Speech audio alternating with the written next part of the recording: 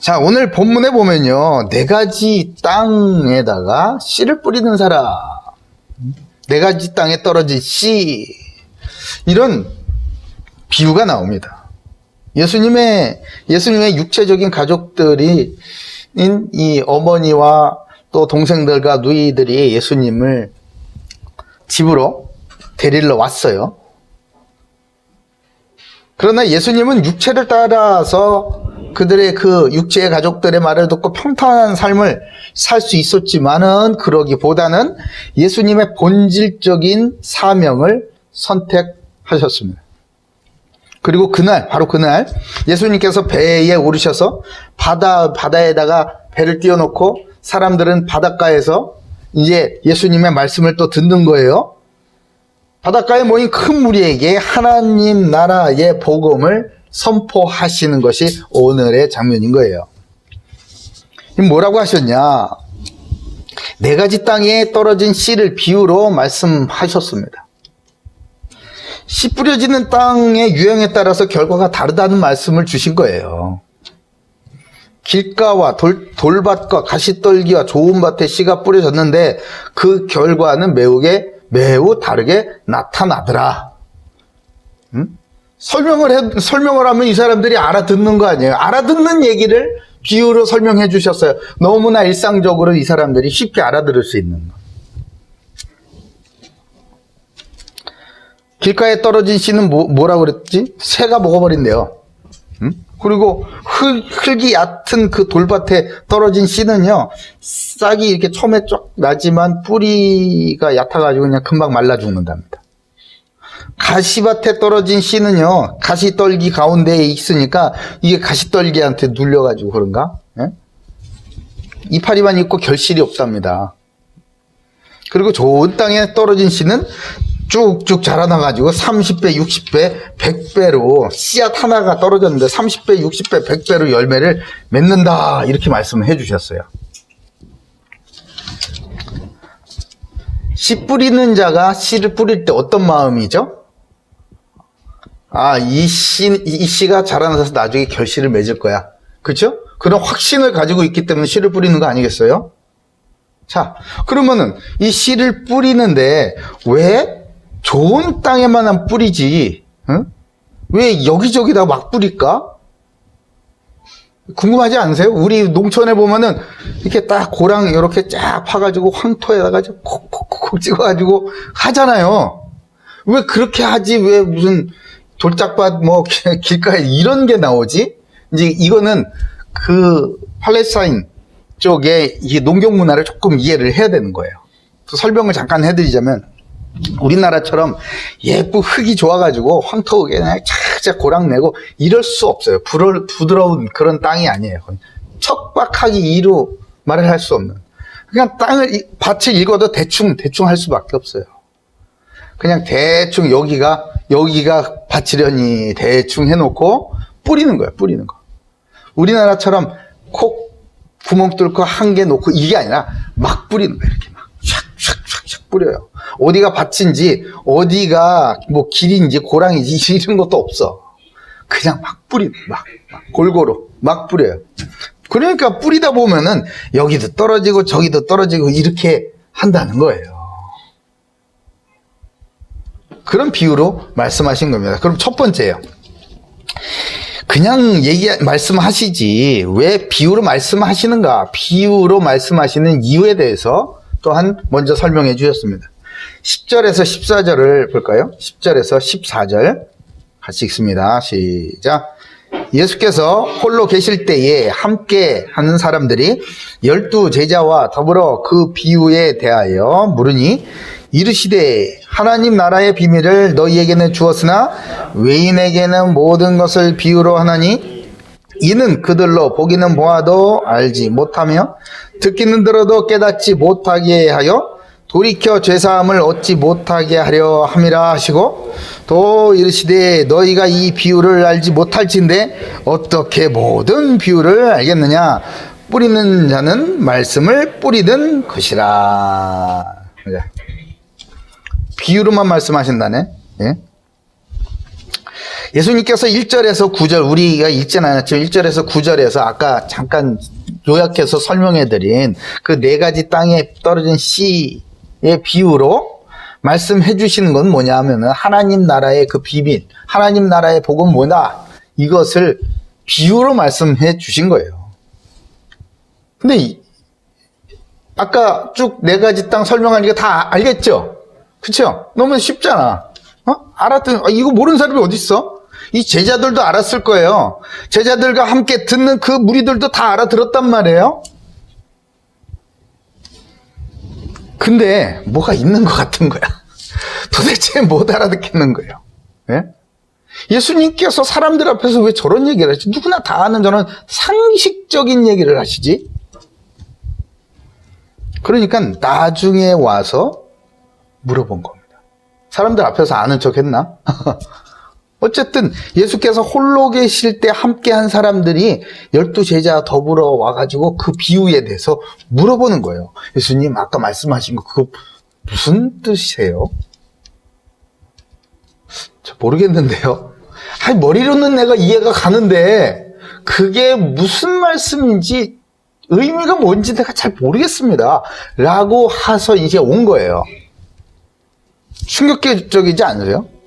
제자쯤 되면 다 알아들을 것 같았는데 못 알아들으니까 와서 묻는 거 아니겠어요? 그러자 예수님께서 왜 비유로 말씀하셔야 하는지를 설명해 주시는 거예요. 첫 번째는 뭐냐면 더 잘 알아듣기 위하여서 비유로 말한다라고 얘기해 주셨어요. 누가 더 잘 알아듣죠? 하나님 나라의 비밀을 받은 자들은 하나님 나라의 비밀을 더 잘 알아듣게 하기 위해서 이렇게 비유로 말하여 주는 거다. 다시 말해서 예수님께서 부르신 사람들, 예수님의 가족들, 진짜 가족들 말이에요. 혈육 말고 피를 낳는 그런 사람 말고 유전자가 같아서가 아니라 하나님의 뜻을 행하는 예수님의 진짜 가족, 영원한 가족, 이들에게는 훨씬 더 확실히 하나님 나라의 비밀을 알아듣기 쉽게 하기 위하여서 비유로 말씀하신다는 거예요.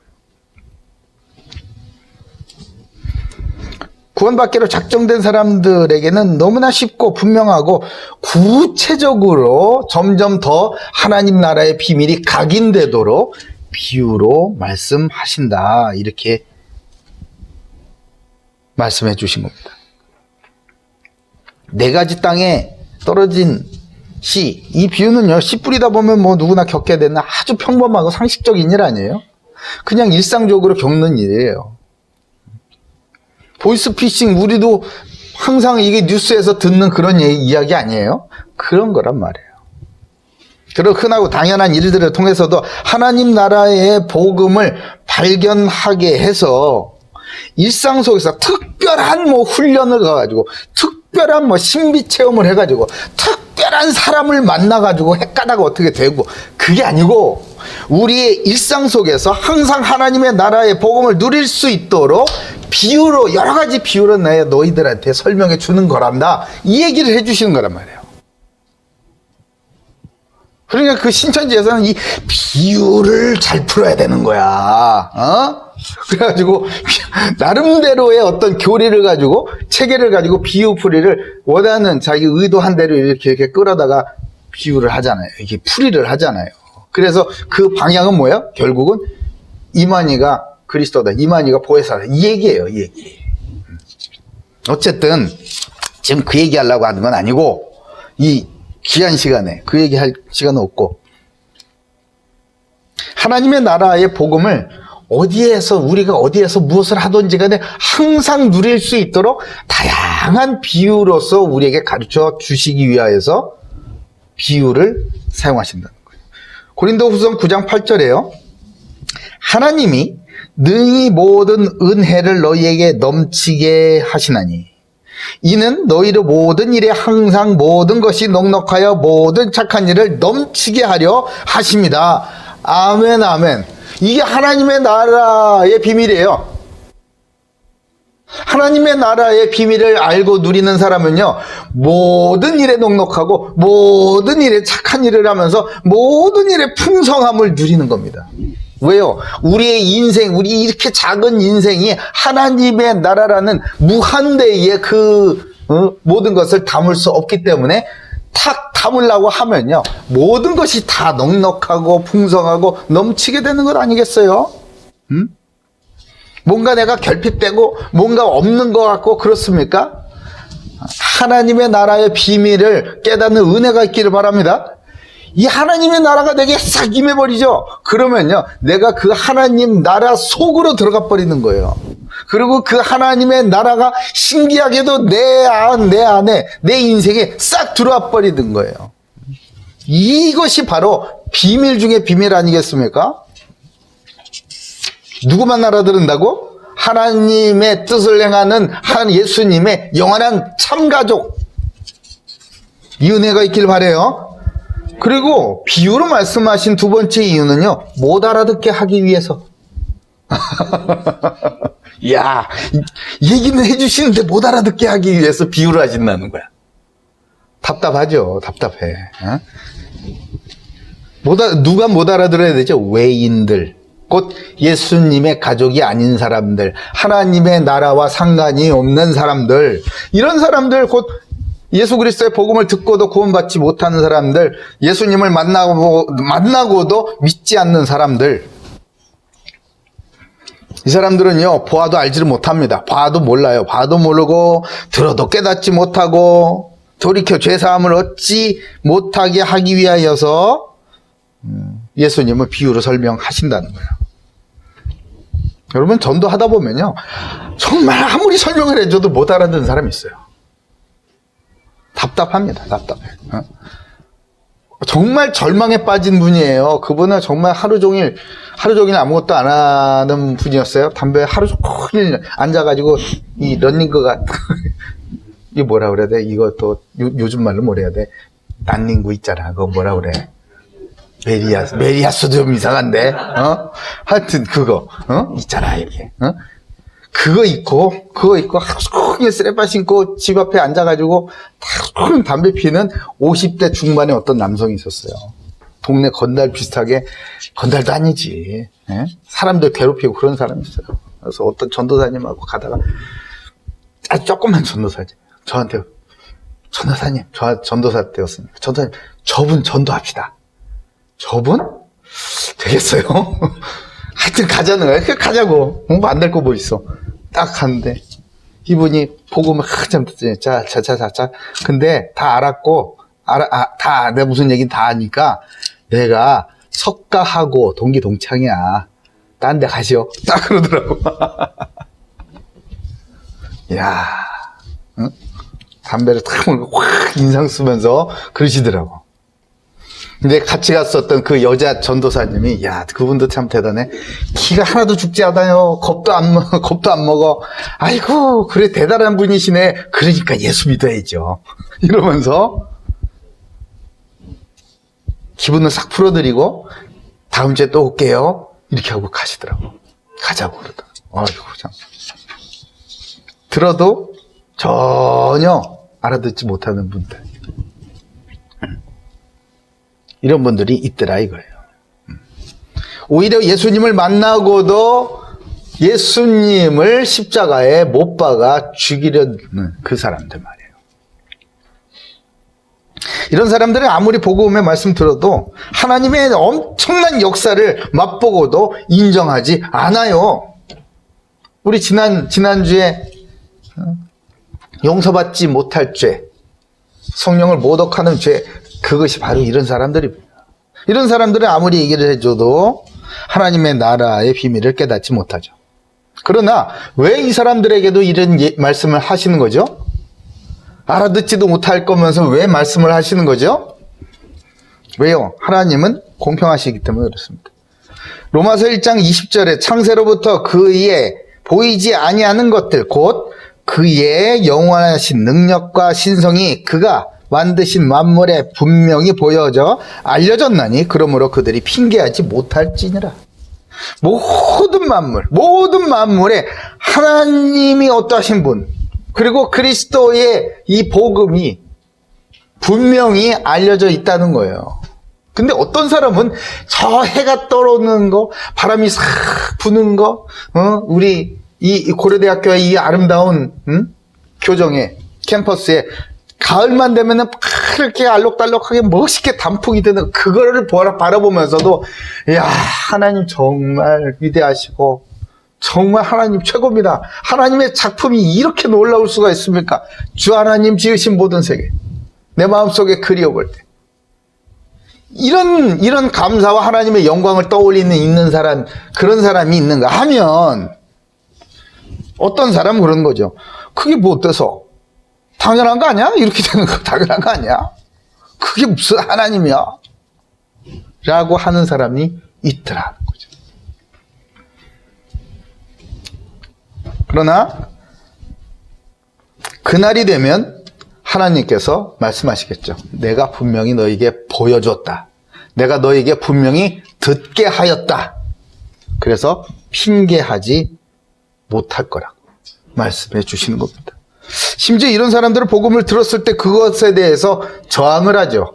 복음을 저항하는 핍박을 하죠. 그래서 마태복음 7장 6절에 예수님께서 이렇게 말씀하십니다. 굉장히 단호한 말씀을 하세요. 거룩한 것을 개에게 주지 말아라. 너희 진주를 돼지 앞에 던지지 말아라. 그들이 그것을 발로 밟고 돌이켜 도리어 너희를 찢어 상하게 할까 염려하노라. 이게 무슨 말입니까? 무슨 말이세요? 올바른 전도에 대해서 말씀하시는 거예요. 올바른 전도에 대해서. 우리의 중심을 가지고 사람 중심의, 사람 기준의 그런 전도를 말씀하시는 게 아니겠죠. 왜냐하면 자기 아들을 십자가에 못 박아서 열으신 그 구원의 길이 그렇게 값싼 것이 아니다 이 말이에요. 응? 아무나 와가지고 불러가지고 적당히 이렇게 해가지고 야 오늘 노트 공책 줄 테니까 세례 받아 이래가지고 믿음도 없는 사람을 그냥 막 세례를 줘가지고 야 우리 교회는 이번 달에 뭐 올해 몇만 명을 몇천 명을 몇십 명을 이렇게 세례 줬다 이렇게 해가지고 숫자를 보고하고 그런 사람들이 이 복음을 정말 값지게 받겠느냐 이 말이죠. 오히려 그들이 그것을 발로 밟고 돌이켜 너희를 찢어 상하게 한단 말이에요. 제자들도 알아듣지 못하였습니다. 이 당시엔요. 들을 기가 없었던 거죠. 그러면 이 제자들이 언제 알아듣게 되었을까요? 그것은 바로 예수님께서 십자가에서 돌아가시고 부활하시고 제자들에게 부활의 예수님께서 나타나시고 그들에게 약속하신 그 성령이 그들에게 임했을 때 드디어 알아들은 거예요. 성령께서 말씀을 조명해 주시니까 아하 이거였구나. 예수님께서 그때 네 가지 땅에 떨어진 그 씨의 비유로 말씀하신 그것이 이런 뜻이었구나라고 알아듣기 시작을 했던 겁니다. 그러니까 여러분 지금 내가 잘 못 알아듣는다고 뭐 낙심하거나 그럴 필요 없어요. 성령이 임하시기만 하면 내가 지금까지 들었었던 그 말씀들이 놀랍게도 딱 불이 켜지는 거예요. 왜 지하 주차장 가면은 깜깜하잖아. 깜깜해서 걸어가기도 기분이 나빠, 무서워. 근데 용기를 내가지고 뚜벅뚜벅 하면은 센서가 탁탁탁 켜지면서 가는 데마다 불이 팍팍팍 켜지죠. 그 성령의 역사 그런 거예요. 내가 성경책도 아니에요. 성경 읽기 잘하고 계시죠? 예? 하고 계신 줄로 믿습니다. 예? 화이팅 하세요. 이제 애쓰니까 합시다. 아이고 힘들어 시간 없어 뭐 이리 하다가 저리 하다가 발도 안 뛴다고요. 근데 발 뛰어가지고 한 줄 한 줄 이거 나갈 때 성령께서 역사하셔가지고 나의 마음에 불을 탁탁탁 켜주시는 거예요. 인생이 착착착 보이는 거라고. 예? 지금 예수님께서 우리의 마음에다가 씨를 뿌리고 계시는 거 아니겠습니까? 그러면 예수님의 관심을 알아듣지 못하는 사람이 아니고 이 알아듣고 하나님의 나라의 비밀을 누리고 결실할 제자들한테 있었기 때문에 지속적이고 다양한 비유로 오늘도 그때처럼 복음을 말씀해 주시는 거란 말이에요. 비록 오늘 하나님의 나라의 비밀을 우리가 전부 다 알아들을 수는 없어요. 그러나 실망하지 마시고 계속 들려주시는 말씀, 이 복음에 귀를 기울이시고 우리의 마음을 모으시기 바랍니다. 때가 차면, 때가 차면 성령의 충만함을 주셔서 모든 일, 모든 것에 하나님의 나라를 누리는 그 놀라운 비밀을 저와 여러분에게 깨닫게 하시고 우리의 모든 삶에 놀라운 풍성이 임하게 할 줄로